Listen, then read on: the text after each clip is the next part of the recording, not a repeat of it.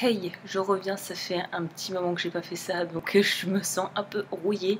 Là, aujourd'hui, je voulais juste parler rapidement, très brièvement, en fait, d'un autre sujet qui peut paraître un peu bateau, mais qui, je pense, pourrait être utile pour les gens qui veulent travailler différents métaux. Donc, si tu as des idées et que tu sais pas trop ce qui est le plus adapté en fonction de soi, du prix, de combien ça coûte et aussi des limites qu'ont certains métaux, ça pourra peut-être, cette vidéo pourra peut-être t'intéresser.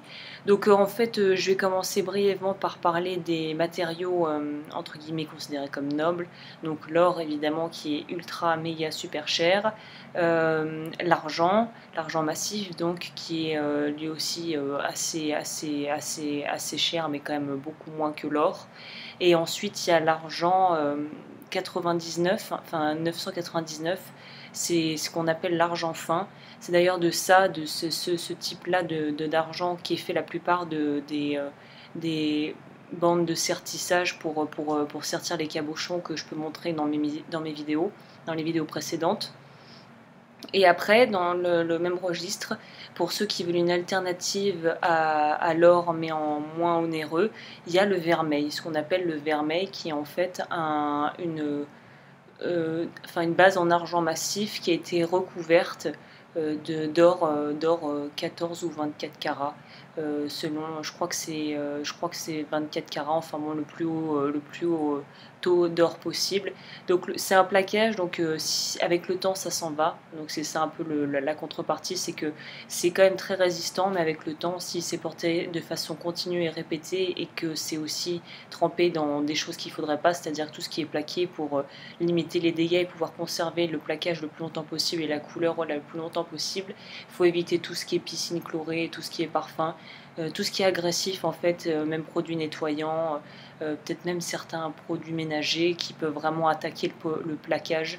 Donc ça c'est un petit détail à part, mais c'est bon à savoir. Donc le vermeil, c'est une bonne alternative pour ceux qui voudraient le rendu voilà, de l'or, mais avec un prix beaucoup plus avantageux. Après, il faut savoir que le vermeil, je crois, fait partie des choses qui, je vais vérifier, le vermeil fait partie des choses qui ne se... Ah bah là il est même pas sur la liste, j'ai un truc anglais avec toutes qui répertorie tout ce qui est soudable ou pas, et le vermeil est même pas sur la liste. Donc je pense que le vermeil, voilà, le gros problème numéro uno, c'est que ça ne peut pas être soudé. Donc ça peut pas être soumis à une température de flamme du chalumeau par exemple. Donc pour tout ce qui est vraiment soudure et compagnie, ça n'ira pas quoi. Donc c'est soit il faut faire le plaquage ou voilà, parce qu'après on peut aussi faire son plaquage, mais ça j'en parlerai peut-être une autre fois, c'est autre chose, plaqué à l'or. Mais en tout cas voilà, le vermeil c'est pas vraiment recommandé pour beaucoup de choses, sauf peut-être pour des chaînes ou des médaillons, ou même il y a des bagues aussi en vermeil en vrai. Après, la deuxième alternative, pour ceux qui seraient intéressés à avoir un rendu or, mais avec un prix beaucoup plus avantageux, c'est ce qu'on appelle le Goldfield. Donc c'est un truc qui vient des États-Unis, et en fait c'est pareil que le vermeil, même système. C'est en fait une base en laiton qui a été recouverte, plaquée d'or 14 carats, mais par un processus qui est en fait qui permet en fait de chauffer haute température. C'est comme si en fait la base de laiton en bas et par-dessus la couche d'or qu'on va mettre a été pressée à haute température de manière à ce que ça tienne. Et pour le coup, moi, pour avoir utilisé beaucoup des chaînes en Goldfield, en fait, je me suis rendu compte que c'était terrible. Ça a vraiment une durée de vie énorme. Et ce qui est super aussi, c'est que contrairement au vermeil qui, lui, avec le temps, la surface plaquée va s'éroder et va laisser apparaître l'argent, donc la couleur de l'argent qui est en dessous, le Goldfield est sur une base laiton. Donc le laiton est orangé au niveau de la couleur. Donc même si ça commence à s'éroder, et en plus ça reste vraiment, moi j'ai les miennes depuis 5 ans, elles n'ont pas bougé. Donc vraiment le Goldfield, c'est vraiment une valeur sûre pour ceux qui seraient intéressés par justement de pouvoir travailler ça sans perdre le côté justement appréciable de la couleur or à un prix beaucoup plus abordable aussi. Donc il y a le Goldfield, et après on passe dans les matériaux moins nobles, entre guillemets, les matériaux plus basiques. Donc comme je le mentionnais là, le laiton c'est un peu un basique. Ah, j'ai oublié de mentionner que le Goldfield est soudable, avec de la soudure en or pour or en fait, 14 ou 18 carats, et à la très très basse température, parce que si la température est trop haute, pareil on va se retrouver avec un souci où le métal va trop chauffer et ça va faire en fait, ça va désintégrer quasiment la plaque, la couche d'or qui a été mise dessus. Donc Goldfield, on peut souder, mais il faut de la soudure pour or massif, donc or, et la soudure pour or est quand même relativement onéreuse. Donc après c'est à voir si le jeu en vaut la chandelle, si le coût est mérité, mais en tout cas c'est une très bonne alternative le Goldfield. Donc après pour revenir à ce que je disais par rapport au laiton, donc laiton c'est un peu ce qu'on utilise aussi au début. Moi j'ai utilisé ça avant de me lancer dans l'argent massif, et c'est un très bon rapport qualité-prix, c'est super pas cher. Il existe de la soudure pour laiton qui est donc de couleur doré pardon, et qui permet aussi, il existe aussi sur Rio, notamment Rio Grande, des espèces de bandes justement de laiton pour pouvoir sortir les cabochons.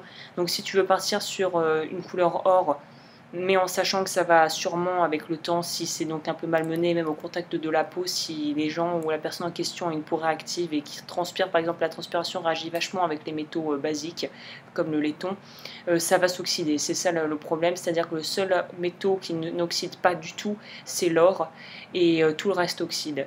Et le Goldfield est en bonne position parce qu'il tient, ça tient très très longtemps. Mais pour le laiton, ça va oxyder, ça va se patiner. Donc il y en a qui aiment le côté patiné justement, qui donne un côté un peu ancien. Moi je sais que c'est pas du tout mon délire, j'aime que ça brille. Donc je sais que le laiton déjà c'est quelque chose qui sera qui doit être rappelé à tout le temps. Le bijou devra tout le temps être nettoyé avec des papiers. Même pas des papiers, c'est des tissus spéciaux pour pouvoir redonner le brillant, ou même avec des techniques maison dont je parlerai sûrement pour pouvoir voilà, enlever l'oxydation sur les métaux, sur certains métaux. Donc voilà, le laiton c'est une très bonne alternative je trouve au début pour commencer, ou même si tu aimes le côté patiné, tu t'y trouveras ton compte, c'est très très bien. Ensuite dans la même lignée il y a le cuivre. Donc le cuivre apparemment c'est aussi, il y a beaucoup de bijoux en cuivre qui sont faits parce que le cuivre a des propriétés apparemment qui sont bonnes pour le corps humain au niveau de la composition. Apparemment le contact sur la peau du cuivre permettrait de fortifier les os et ainsi que les vaisseaux sanguins. Donc apparemment c'est bien pour booster le système immunitaire. Donc ça je sais pas après si c'est prouvé scientifiquement ou pas, mais c'est quelque chose qui existe depuis très très très longtemps. Donc je pense qu'il y a sûrement une raison à ça. Donc il y a aussi le cuivre dans le même ordre d'idée, qui a des teintes plus rosées, j'ai envie de dire, que jaune. Et là par contre je ne sais pas s'il existe des soudures qui s'allient parfaitement à la couleur du cuivre, alors que le laiton ça existe. Qu'est-ce que j'ai oublié de mentionner? Après il y a bronze aussi. Le bronze où il existe des soudures puisque ça se rapproche vraiment du laiton au niveau coloris, donc les soudures bronze laiton pourraient fonctionner. Oui c'est ça. Et ensuite ce sont des métaux, les autres genres de métaux, je vais en parler brièvement. Donc en fait le mieux ça serait peut-être que je mette le petit JPEG là que j'ai sous les yeux pour ceux qui auraient voilà, qui voudraient des questions concernant d'autres métaux que j'aurais pas mentionné, plutôt qu'aller en détail dans des choses que je ne connais pas. Je vais rester sur ce que moi j'ai pu tester, mais voilà, il y en a dans ceux qu'on ne peut pas souder, qui ne peuvent pas être soudés. Il y a l'aluminium, le fer noir, tout ce qui est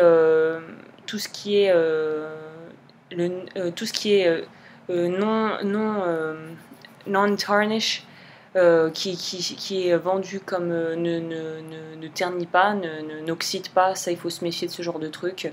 Le niobium n'est pas soudable, le titanium non plus, et tout ce qui est plaqué quoi que ce soit, plaqué argent, plaqué machin, oublie. À part ce que je disais, le Goldfield, et c'est tout, voilà. Le reste ne pourra pas, tout plaqué billot chouette, ça marchera pas, ça va pas être possible. Donc après, je voulais finir sur ça, parce que je pense que ça va déjà être pas mal long là, par rapport aux métaux qu'on peut faire utiliser pour la fonte à la cire perdue. Donc ça je suis absolument pas une experte, mais de ce que j'ai pu tester avec la méthode ancienne, justement avec la terre de Delft, ça j'aurai peut-être l'occasion d'en parler aussi. J'ai testé donc On peut trouver de l'argent massif, donc de l'argent 925, on peut trouver de l'argent fin. D'ailleurs, je recommanderais pour les fontes à la cire perdue, l'argent fin fond à une température plus basse que l'argent massif, donc c'est beaucoup moins galère à chauffer et c'est beaucoup plus facilement liquéfiable, donc forcément c'est plus fluide et c'est plus facile de travailler avec ça. L'or, bien évidemment. Le bronze peut être aussi, on peut acheter ça sous forme de granules qui sont bien plus faciles que de devoir avoir, de toute façon, voilà, pour tout ce qui est fonte comme ça, c'est sous forme de granules que ça se vend. Donc on peut trouver du bronze, on peut trouver du bronze qui a été teinté au niveau, enfin c'est pas teinté en fait, c'est la composition qu'il y a dedans est faite de telle sorte que, là je sais plus de tête, mais il y a un moyen de trouver du bronze aussi qui a été jaune en fait, du bronze jaune ça s'appelle, toujours sur Rio Grande on peut trouver ça, et ça m'intéresse parce que j'aimerais bien voir le résultat que ça. En parlant du bronze, j'ai oublié de préciser que c'est un peu moins commun de trouver des plaques de bronze et de trouver des bandes de certi en bronze, mais je pense que ça doit exister quelque part et c'est un peu moins utilisé. Voilà, c'est un peu moins répandu, mais le problème reste le même que le laiton, c'est-à-dire que le bronze va oxyder et il devient vert. Donc voilà. Enfin, en tout cas, le bronze de base. Après, je ne sais pas s'il y en a qui sont modifiés, mais ça devient vert. Donc pour revenir à ce que j'ai dit au niveau de tout ce qui est fonte, il y a donc le bronze modifié qui est où le jaune, le côté jaune a été remodifié au niveau de la composition pour se rapprocher de la couleur de l'or. Et après, je crois qu'il y a même le laiton aussi. On peut trouver ça sous forme d'espèce de copeaux qui peut être utilisé pour la fonte. Pour le reste, j'en sais rien. Et pour ceux que ça intéresse, moi je vais m'intéresser à la question et je reviendrai sûrement pour en donner mon avis après avoir fait mes essais. Mais apparemment, l'acier, ce qu'ils appellent stainless steel, ça doit être quoi? C'est l'acier inoxydable, je ne sais pas comment on dit en français, mais ça, je crois que c'est ça. Et apparemment, c'est possible de souder ça. Donc je suppose, vu que la couleur se rapproche de celle de l'argent, on peut utiliser de la soudure argent. Enfin, je dis ça, mais j'essaierai pour vérifier. Et ce qui est bien, c'est que l'acier inoxydable ne... Enfin, je crois que c'est un autre nom, mais voilà, stainless steel, c'est un truc assez répandu. Les couverts sont faits de ces matériaux parce que c'est un des plus neutres et des moins allergènes possibles en fait de tous les métaux. Il y a l'or aussi, mais en tout cas, le stainless steel, c'est quelque chose qui est ultra répandu pour tout un tas d'utilisations et il existe des chaînes qui sont en stainless steel. Donc je vais essayer d'aller trouver ça et j'en dirai plus quand j'en saurai plus, c'est-à-dire que je vais essayer de souder et de voir quel est le résultat. Mais pour ceux qui sont ultra allergiques ou qui ont des clients qui sont hyper... ou même voilà quelqu'un à qui ils veulent faire un bijou qui est allergique à tout, qui fait des réactions cutanées pas possibles, l'acier inoxydable c'est ce qu'il y a de mieux. Et en plus c'est hyper pas cher, donc c'est très attractif et abordable au niveau du prix. Donc voilà, pour ceux que ça intéresserait. Après voilà, tous les métaux ont plus ou moins des réactions sur la peau, soit de par le contact avec la peau, soit avec l'environnement comme je disais. Et il n'y a que l'or qui ne deviendra pas terne. Et même l'argent massif peut ternir, mais ça dépend aussi des gens, il y en a qui supportent très bien. Donc écoute, j'espère que cette petite vidéo explicative aura été assez claire et que j'aurai pu répondre à certaines questions. Et voilà, je reviens bientôt pour une petite vidéo, je pense, parce que là j'ai complètement revu mon atelier, entre guillemets, ou en tout cas la partie établie, tout ça. Donc je pense que ça pourra aussi donner des idées à ceux qui n'ont pas forcément un budget de fou pour pouvoir investir dans un équipement et d'avoir quelque chose qui tienne la route et qui soit assez facile d'utilisation et pratique. Donc voilà, je parlerai un peu de tout ce que j'ai pu trouver pour essayer d'avoir quelque chose de bien et de pas trop encombrant, c'était ça aussi moi l'idée. Donc écoute, j'arrête de parler, j'ai déjà beaucoup parlé et je te dis à la prochaine, ciao.